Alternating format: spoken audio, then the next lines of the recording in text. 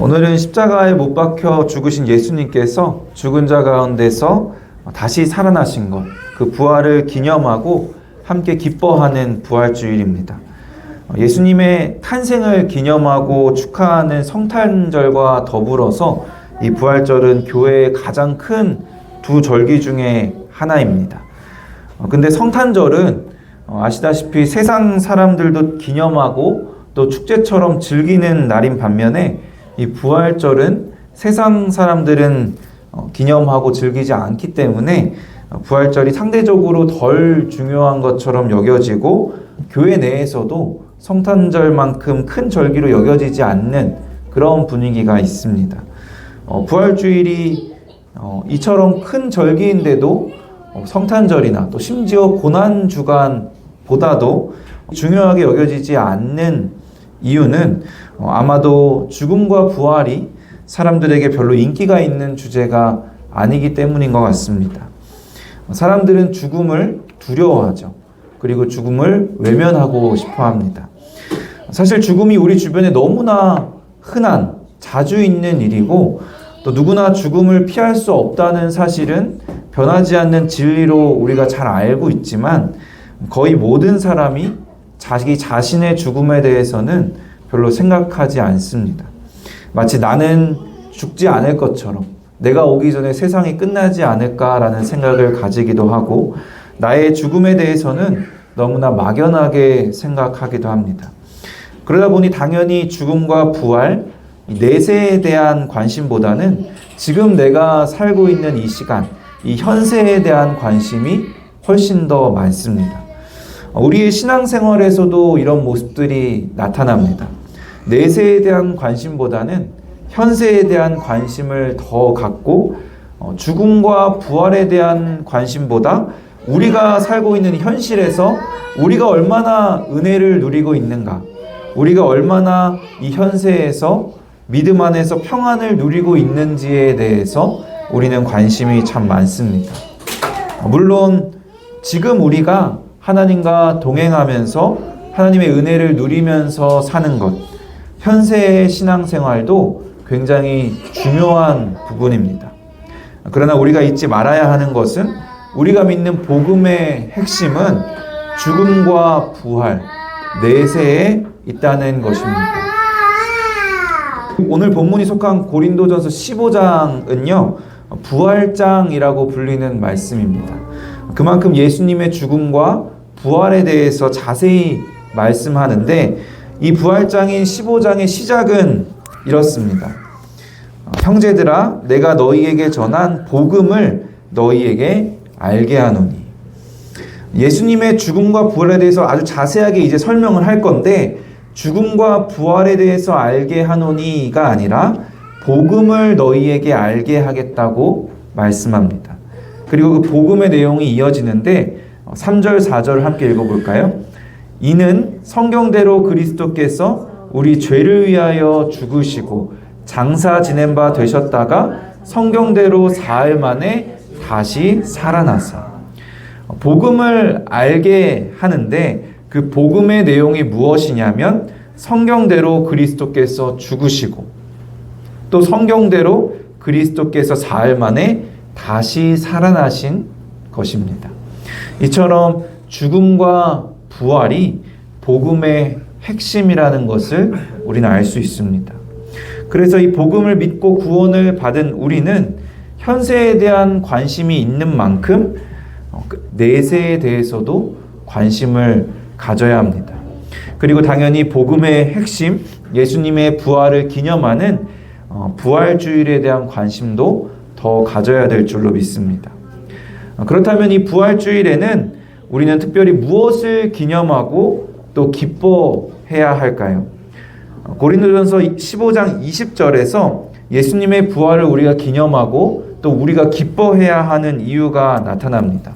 20절을 다시 한번 같이 읽어볼까요? 그러나 이제 그리스도께서 죽은 자 가운데서 다시 살아나사 잠자는 자들의 첫 열매가 되셨도다.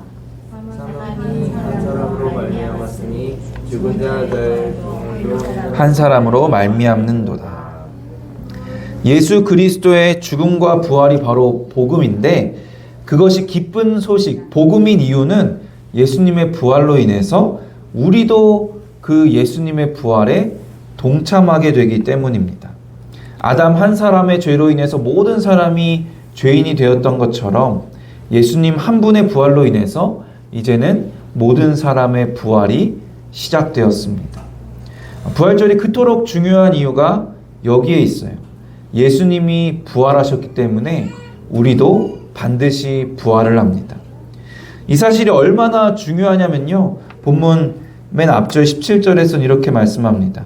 그리스도께서 다시 살아나신 일이 없으면 너희의 믿음도 헛되고 너희가 여전히 죄 가운데 있을 것이요.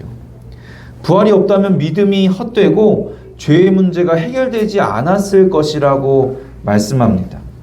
우리는 우리 죄의 문제가 해결된 것이 예수님께서 희생제물이 되셔서 십자가에 못 박혀 죽으셨기 때문이라고 잘 알고 있습니다. 맞는 말씀이죠. 그런데 맞는데 사실은 또 틀리기도 합니다.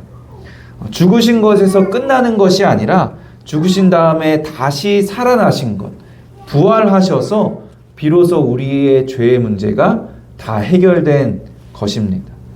그런데 우리는 예수님의 죽음만 우리 구원에 관련된 것이라 생각하고 예수님의 부활은 그저 하나님의 아들이시니까 일어나게 된 기적적인 사건이다, 그냥 기적이다 라고 생각하는 경우가 많습니다. 그러나 부활도 우리의 구원의 핵심 중에 하나입니다. 부활이 죽음에 대한 승리이기 때문에 죄의 삭신 죽음을 이 부활을 통해서 이기시고 우리의 죄의 문제를 완전히 해결하셨습니다. 그러니까 예수님이 부활하심으로 인해서 우리의 구원이 완성된 것입니다. 부활절은 그래서 그저 기적적인 사건을 기념하고 또 신기해하고 놀라워하는 그런 날이 아닙니다. 부활을 통해서 죽음을 이기시고 부활의 첫 열매가 되셔서 우리도 부활을 하게 하신 것, 우리에게 영원한 생명을 주신 것, 우리를 구원하신 것을 기뻐하는 날입니다. 예수님이 죽으시고 부활하신 것처럼 우리도 육신이 죽은 후에 부활을 한다고 하니까 이제 조금은 내세에 대한 관심이 더 생기지 않으시나요? 혹시? 우리 그리스도인이 그동안 얼마나 이 내세에 대해 별로 관심이 없었는지를 제가 알게 된 계기가 있는데요. 사람이 죽고 천국에 가는 과정을 정말 많은 성도님들이 모르고 계시더라고요. 대화를 해보면. 여기 계신 분들은 아실 수도 있지만 그 과정을 간단히 설명을 해드리면, 우리의 육신이 죽으면 몸은 흙으로 돌아가고 영혼이 천국에 갑니다. 예수님을 믿지 않는 자의 영혼은 지옥에 가겠죠. 그리고 예수님이 이 땅에 다시 오실 때, 예수님이 재림하실 때 천국 가는 사람만 부활하는 것이 아니라 모든 죽은 자가 부활을 하게 됩니다. 그런 다음에 부활한 뒤에 최후 심판이 있는 거죠. 그래서 그 최후 심판 때에 부활한 사람들이 믿는 자는 천국에 가게 되고 믿지 않는 자는 지옥에 가게 되는 겁니다. 그게 무슨 의미가 있냐? 이미 천국에 가고 이미 지옥에 갔는데 왜 굳이 부활해서 천국 가고 지옥 가냐라고 생각하실 수도 있는데, 신학자들이 이렇게 표현을 해요. 영혼만 천국과 지옥을 경험하는 것과 부활한 몸으로 몸과 영혼이 하나가 돼서 천국과 지옥을 경험하는 것은 차원이 다르다. 몸과 영혼이 하나가 돼서 천국을 가야 비로소 천국을 온전하게 경험하고 누리게 되는 것이고, 반대로 부활한 몸으로 지옥을 가야지 온전히 지옥을 경험하고 완전한 고통 가운데 살아가게 되는 겁니다.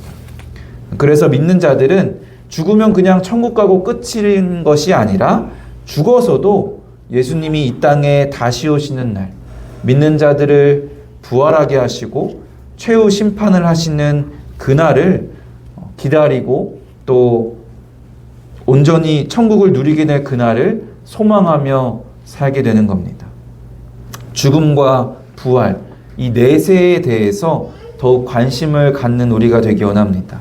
왜냐하면 복음의 핵심은 내세에 있기 때문입니다. 그렇다면 우리가 다 부활을 하게 된다고 하는데 그 부활은 도대체 어떤 것일까요? 우리가 경험하게 될 부활은 어떤 것일까요? 첫째로 변화되는 것입니다. 고린도전서 15장 52절 53절을 같이 읽겠습니다. 나팔 소리가 나매 죽은 자들이 썩지 아니할 것으로 다시 살아나고 우리도 변화되리라. 이 썩을 것이 반드시 썩지 아니할 것을 입겠고 이 죽을 것이 죽지 아니함을 입으리로다. 우리의 부활은 단순히 죽은 몸이 다시 살아나는 것이 아니라 썩을 것이 썩지 않을 것으로 변화되고 죽을 것이 죽지 아니할 것으로 변화되는 것입니다. 다시 살아났는데 여전히 지금 우리처럼 죄인인 몸으로 다시 살아난다면 결국에 또 죽을 수밖에 없겠죠. 별로 소용이 없을 텐데 부활할 때는 썩지 아니할 것, 죽지 아니할 것으로 변화되어 부활합니다. 다시 말하면 우리의 몸이 천국을 갈 수 있는 거룩한 몸, 죄가 없는 완전한 몸으로 부활하는 겁니다. 우리는 죄가 없는 몸으로 살아본 적이 없기 때문에 죄가 없는 완전한 몸으로 천국에 가서 사는 것을 상상하기가 쉽지가 않습니다. 그래서 천국 가면 어떻게 사는 건가요? 천국의 삶은 어떤 건가요? 라는 질문을 저도 참 많이 받는데요. 저도 아픈 것, 슬픈 것 없고 온전히 하나님을 기뻐하고 늘 하나님을 찬양하는 삶이라고 설명은 하지만 도대체 그게 무슨 삶인 것인지 잘 그려지지가 않습니다. 이 짧은 예배 시간도 지루하고 힘들게 느껴질 때가 있는데 영원히 찬양하고 예배한다고 하니까 그건 더 힘든 거 아닌가라는 생각을 할 때가 또 있습니다. 근데 이런 생각들은요, 죄인인 몸으로 사는 것으로 생각해서 그렇습니다. 천국에서의 삶은 우리가 변화되어서 부활한 몸, 변화된 몸으로 살아가는 것이기 때문에 지금 우리의 삶과는 완전히 다를 수밖에 없습니다. 죄가 있는 몸, 죄가 없는 몸의 가장 큰 차이점은 하나님으로부터의 단절이에요. 죄를 지은 사람은요, 하나님으로부터 단절이 됩니다. 그래서 지금 우리는 아무리 성령 충만하고 아무리 믿음이 좋아도 죄인인 것은 변하지 않기 때문에 하나님을 온전히 누리고 만날 수가 없어요. 그런데 부활을 하면 우리의 몸이 죄가 없어지기 때문에 그때 비로소 하나님을 완전히 만나게 되고 하나님을 완전히 사랑할 수 있게 되고 하나님과 온전히 연합할 수가 있게 됩니다. 사실 상상할 수가 없는 일이죠. 저도 그게 어떤 삶일지, 어떤 변화일지 정확히 상상할 수는 없지만 조금이나마 어떨지 추측을 해본다면 우리가 늘 그런 건 아니지만 가끔 정말 성령 충만할 때가 있잖아요. 열심히 기도하고 또 말씀의 은혜를 받고 또 찬양하다가 은혜를 받고 그럴 때 갑자기 세상이 다 아름다워 보이고 또 사랑이 넘치고 모든 것이 감사하고 또 모든 문제가 정말 아무것도 아닌 것처럼 느껴지고 참 행복하고 평안할 때가 있잖아요. 누려보셨나요? 그럴 때를? 물론 오래 가진 않죠. 5분만 지나면 금세 사라지지만 그 상태의 무한배가 아닐까 싶습니다.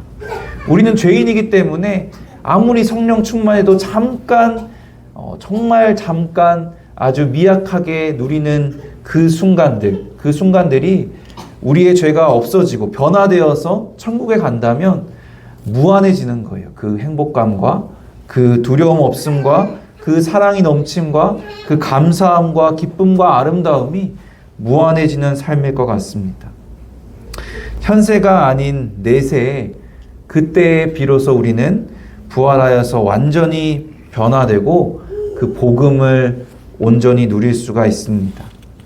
그렇기 때문에 그 변화를 기대하고 그 부활을 소망하는 우리가 되기를 바랍니다. 두 번째로 승리하는 것입니다. 부활은 우리를 승리하게 합니다. 고린도전서 15장 54절과 57절을 같이 한번 읽겠습니다. 이 썩을 것이 썩지 아니함을 입고 죽을 것이 죽지 아니함을 이룰 사망을 삼키고 이기리라고 기록된 말씀이 이루어지리라. 우리 주 예수 그리스도로 말미암아 우리에게 승리를 주시는 하나님께 감사하노니. 부활은 우리가 천국을 가기 위해서 변화되는 것뿐만 아니라 우리에게 승리를 주시는 것입니다.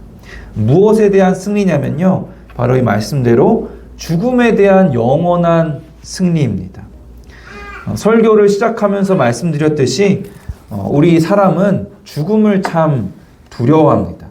얼마나 죽음을 두려워하는지 철학자들은 모든 종류의 두려움은 사실 그 근원이 죽음에 대한 두려움이라고 말하기도 합니다. 진짜 죽는 것에 대한 두려움에서 오는 두려움의 종류도 있고, 또 죽음이라는 것이 알 수 없는 미지의 세계이기 때문에 알 수 없는 불확실한 것에 대한 두려움의 종류도 있겠죠. 예를 들어 어둠이나 귀신에 대한 그런 두려움, 죽음 때문에 또 시간이 유한하다는 것에서 오는 두려움의 종류도 있어요. 제가 목사라서 일반적인 분들보다 주변에 죽음을 많이 경험을 하게 되고, 또 장례 예배를 인도하는 일도 많았고, 또 유가족 분들을 위로하는 일도 많았겠죠. 또 제가 또 얼마 전에 유가족이 돼보고 그러면서 느끼는 점들이 있는데, 인생이 정말 참 별것 없다라는 생각이 많이 듭니다. 어떤 삶을 살았든지, 얼마나 살았든지 죽음 앞에서는 참 공평해요. 그래서 조금 다르게 표현하면 죽음 외에는 별로 인생의 문제들이 큰 문제가 아니구나라는 생각이 참 많이 듭니다. 그만큼 죽음이라는 것이 참 두렵기도 하고 큰 문제이기도 한데, 부활은요, 그 죽음에 대해서 영원히 승리를 하는 사건입니다. 예수님이 그 죽음을 이기시고 부활하셨고, 예수님의 승리로 인해서 예수님을 믿는 우리들은 이미 죽음에 대한 승리를 보장받은, 약속받은 자들입니다. 이미 우리는 두려움의 근원인 그 죽음을 이겼습니다. 그래서 우리 인생에 더 이상 두려움도, 더 이상 걱정거리도 없어야 될 줄로 믿습니다. 그래서 사도 바울은 31절에서 나는 날마다 죽는다라고 자랑하고 있어요. 죽음이 그렇게 두려운 것인데 믿는 자에겐 죽음도 날마다 경험할 수 있는 사소한 것, 또 죽음조차도 자랑할 수 있고 죽음조차도 유익이라고 말할 수 있는 자들이 되어야 합니다. 사망의 권세에서 벗어나 죽음을 이기고 영원한 생명을 누리는 것이 바로 부활입니다. 복음의 핵심은 현세에 있지 않습니다. 이 땅 가운데 있지 않습니다. 죽음과 부활, 바로 영원한 것, 우리의 내세에 있습니다. 예수님의 죽음과 부활로 우리도 부활하게 되어서 구원이 완성되고 영원히 천국을 누리게 됩니다. 우리가 천국을 갈 수 있는 거룩한 존재로 변화되고 죽음을 이기고 영원한 생명을 얻습니다. 이처럼 복음의 핵심이 내세에 있다는데, 그렇다면 우리가 살고 있는 지금 이 시간, 이 현세에는 어쩌라는 걸까요? 고린도전서 15장이 부활장이잖아요. 이 죽음과 부활에 대해 아주 자세하게 설명을 한 사도 바울은 15장의 마지막 절에서 이렇게 결론을 내립니다. 58절 같이 한번 읽어볼까요? 그러므로 내 사랑하는 형제들아, 견실하며 흔들리지 말고 항상 주의 일에 더욱 힘쓰는 자들이 되라. 이는 너희 수고가 주 안에서 헛되지 않은 줄 알미라. 부활을 경험하게 되는 우리, 부활을 소망하며 살아가는 우리는 항상 주의 일에 더욱 힘쓰는 자가 되어야 합니다. 이 땅의 삶이 끝이 아니기 때문에, 부활이 있기 때문에 오히려 우리는 이 땅에서 주님이 우리에게 맡기신 일에 더욱 힘쓰는 자들이 되어야 합니다. 이 땅의 삶이 끝이라면 그렇게 열심히 살 필요가 있을까요?